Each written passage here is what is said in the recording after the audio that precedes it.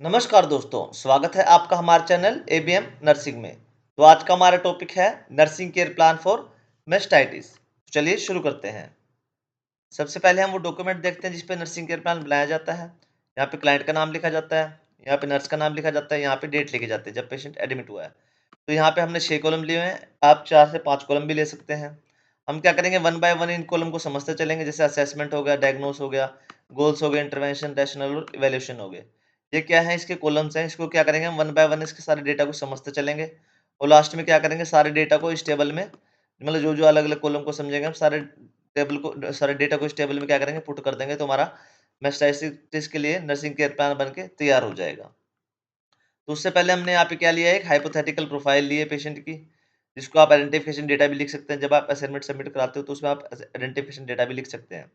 तो यहाँ पे नेम लिया है पेशेंट का, एज लिया है, क्या एज है उनकी, ठीक है, जेंडर लिया है, ऑक्यूपेशन लिया है, क्या काम करते हो, एड्रेस लिखा है, कहाँ से बिलोंग करते हो, मैरिटल स्टेटस लिखा है, मैरिड है अनमैरिड है, एडमिशन डेट लिखी है, कब एडमिट हुए हैं, डायग्नोस लिखा है उनको, मेस्टाइटिस हो गया मतलब ब्रेस्ट इन्फेक्शन कहते हैं उनको, जो लैक्टेशंस के दौरान होता है ना, ठीक है, जब मतलब दूध पिलाते हैं और माता जो माताएं, तब उनको ब्रेस्ट इन्फेक्शन हो जाता है तो उसको मेस्टाइटिस बोलते हैं। मेडिकल हिस्ट्री इसमें लिखी हुई है सारी, जो हम आगे जाके असेसमेंट में पढ़ेंगे, ठीक है। तो यहाँ पे 3 वीक्स अगो उनको बेबी डिलीवर हुआ है, ब्रेस्ट का पेन हो रहा है उनको, ठीक है, स्वेलिंग है, फीवर भी है थोड़ा सा, और ब्रेस्ट फीडिंग में उनको डिफिकल्टी हो रही है क्योंकि उनको पेन है, ठीक है, एलर्जी कोई नहीं है पेशेंट को, वेट इतना, हाइट इतनी है। तो ये हो गया आपका आइडेंटिफिकेशन डेटा, जिसको आप पेशेंट प्रोफाइल भी बोलते हैं। तो उसके बाद जो सबसे पहला कॉलम आता है वो आता है हमारा असेसमेंट का, जिसमें सब्जेक्टिव और ऑब्जेक्टिव डेटा लिखे जाते हैं। सब्जेक्टिव डेटा वो होता है जो पेशेंट खुद बताता है, ठीक है, ऑब्जेक्टिव डेटा वो होता है जो नर्स खुद ऑब्जर्व करती है। तो यहाँ पे पेशेंट क्या बता रहा है कि उनके जो ब्रेस्ट है उनको उसमें काफ़ी पेन हो रहा है और वो थोड़ा उनमें सूजन भी आ गई है। और क्या है, उनको काफ़ी हर्ट होता है, जब भी वो बच्चे को दूध पिलाने की कोशिश करते हैं ना तो काफ़ी दर्द होता है उनको। और उनको क्या है, कल से उनको फीवर भी आ रहा है, बुखार भी आ रहा है पेशेंट को। फिर आता है हमारा ऑब्जेक्टिव डेटा, रेडनेस है ब्रेस्ट में, स्वेलिंग भी है, सूजन भी है थोड़ी-सी, और वार्मथ भी है, ठीक है, ओवर लेफ्ट ब्रेस्ट, मतलब लेफ्ट ब्रेस्ट में क्या है, थोड़ी-सी गर्माहट सी भी है, ठीक है, स्वेलिंग भी है और रेडनेस भी है, मतलब जलन टाइप की भी है उनको। फीवर कितना उनका 101 डिग्री आ रहा है, वो थोड़ा बढ़ा हुआ है मतलब फीवर भी। पल्स भी थोड़ी-सी बढ़ी हुई है, 102 आ रही है। ब्रेस्ट एनग्रोचमेंट हो गया उनकी, ठीक है, और टेंडरनेस हो गया, मतलब टाइटनेस हो गया उस उनपे। डिफ़िकल्टी हो रही है उनको ब्रेस्ट फीडिंग में, मतलब ब्रेस्ट फीड नहीं कर पा रहे हैं वो। थोड़े थकावट से भी रहते हैं उनको और थोड़े चिड़चिड़ापन सा भी रहता है। फिर आते हैं हमारे सब्जेक्टिव और ऑब्जेक्टिव डेटा को मिलके बनते हैं हमारे नर्सिंग डायग्नोसिस। इसमें क्या है, पेशेंट को एक्यूट पेन हो रहा है क्योंकि उनको ब्रेस्ट इन्फेक्शन हो गया। जो उनकी ब्रेस्ट फीडिंग है इन्फेक्टिव हो गया क्योंकि जो डिस्कम्फर्ट है और एनगोरमेंट हो गया ना उनको, उसकी वज़ह से उनको डिस्कम्फर्टमेंट हो रही है काफ़ी। हाइपरथर्मी हो रहा है पेशेंट को, मतलब कि उनका टेम्परेचर बढ़ा हुआ है क्योंकि इन्फेक्शन हो गया पेशेंट को। रिस्क ऑफ एबेस्क्स फॉर्मेशन हो गया उनको, मतलब फोड़ा का रिस्क हो गया उनका, क्योंकि जो अनट्रीटेड मास्टाइटिस है ना, उसकी वजह से उनको फोड़े का रिस्क भी हो रहा है। एंग्जाइटी हो रही है पेशेंट को क्योंकि ब्रेस्ट फीडिंग में उनको डिफिकल्टी आ रही है, तो पेशेंट को क्या है, थोड़ी बहुत घबराहट भी होने लगी है।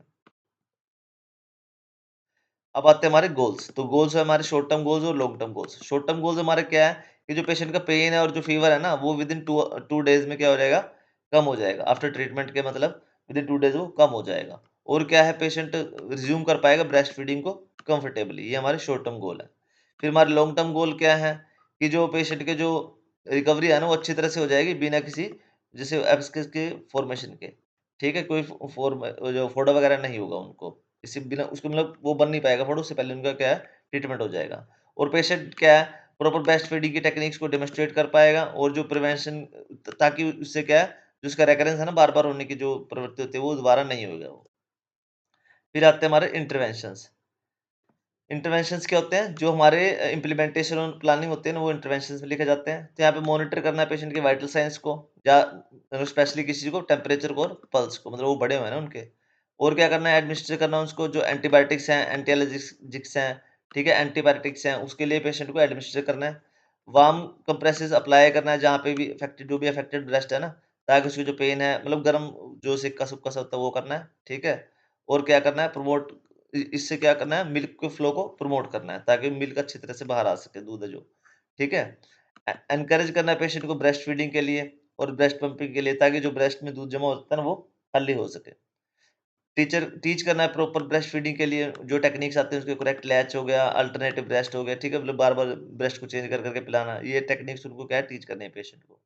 मेंटेन करना है ब्रेस्ट की और हैंड हाइजीन को ताकि जो इन्फेक्शन है वो दोबारा ना हो सके, ठीक है। फिर आते हैं हमारे रैशनल्स। रैशनल्स क्या होते हैं, जो इंटरवेंशन किए हैं वो क्यों किए वो रैशनल्स में लेके जाते हैं। तो मॉनिटरिंग कर रहे हैं हम ताकि जो कोई इन्फेक्शन का प्रोग्रेशन है वो बढ़ ना पाए, मतलब इन्फेक्शन का क्या ठीक ठीक हो रहा है नहीं हो रहा है इस हम पहले से देख पाएँ। मेडिकेशन दे रहे हैं ताकि पेशेंट का इन्फेक्शन कम हो, फीवर कम हो और उसका जो पेन है वो भी कम हो जाए। वार्म गम गरम सेका कर रहे हैं उनको ताकि जो पेन है उसमें रिलीफ मिले और जो ब्लॉक डक्ट्स होते हैं ना, जो मतलब दूध नहीं आ रहा जिसकी वज़ह से रुका हुआ दूध, वो क्या उसके ओपन हो सके। फ्रीक्वेंट एम्पटिंग कर रहे हैं ब्रेस्ट की, ठीक है? ताकि जो एन्गोर्जमेंट है ना और एब्सकेस फॉर्मेशन है वो ना हो सके। प्रॉपर टेक्निक सिखा रहे हैं पेशेंट को ताकि जो उनकी फीडिंग है ना वो इम्प्रूव हो सके और निपल ट्रॉमा है ना वो भी ना हो, वो क्या हो सके प्रिवेंट हो सके। हाइजीन वो करने के लिए उसको किया पेशेंट को ताकि जो स्प्रेड ऑफ इन्फेक्शन है ना वो भी रिड्यूस हो सके। फिर आते हैं हमारे इवैल्यूएशन। ये क्या होता है, जो भी हमने ट्रीटमेंट दिया उसका क्या रिजल्ट है वो इवैल्यूएशन में लिखा जाता है। तो पेशेंट का जो पेन और फीवर है वो डिक्रीज हो गए आफ्टर ट्रीटमेंट। ट्रीटमेंट के बाद उनका जो बुखार और जो दर्द होता है ना वो कम हो गया। ब्रेस्ट एनगोर्जमेंट क्या रिड्यूस हो गया और कोई भी एब्सकस क्या उनका डेवलप नहीं हुआ है। पेशेंट क्या है रिज्यूम कर पा रहा है ब्रेस्ट फीडिंग को विदाउट मेजर डिस्कम्फर्ट। पेशेंट क्या है और फैमिली समझ पा रहे हैं कि ब्रेस्ट फीडिंग की केयर कैसे करी जाती है कैसे नहीं करी जाती, वो समझ पा रहे हैं इस चीज को। तो एट द एंड हमने क्या किया, जो भी हमने डेटा समझा था ना वो सारा हमने इस टेबल में पुट कर दिया है, ठीक है। हाँ, प्रोनाउंसिएशन में यार कहीं पे गड़बड़ हो सकती है थोड़ी बहुत यार, वो एडजस्ट कर लेना कि प्रोनाउंसिएशन सबकी अलग-अलग ही होती है इसमें यार। बहुत अजीब-अजीब से शब्द होते हैं, कोई कुछ बोलता है, कोई कुछ बोलता है, ठीक है। तो हमने जो भी डेटा समझा था वो हमने सारा इस टेबल में पुट कर दिया, तो आपका नर्सिंग केयर प्लान बनकर तैयार हो चुका है, ठीक है। अगर किसी को इसकी पीपीटी या पीडीएफ चाहिए तो मेरे को कमेंट करके बता सकते हैं। तो ओके बच्चों, thanks for watching, please like share and subscribe ABM nursing. अगर आपको टॉपिक में कोई डाउट है तो प्लीज कमेंट करके पूछें, या किसी और टॉपिक पे एनसीपी बनवाना तो वो भी आप मेरे को कमेंट करके बोल सकते हैं। थैंक यू बच्चों।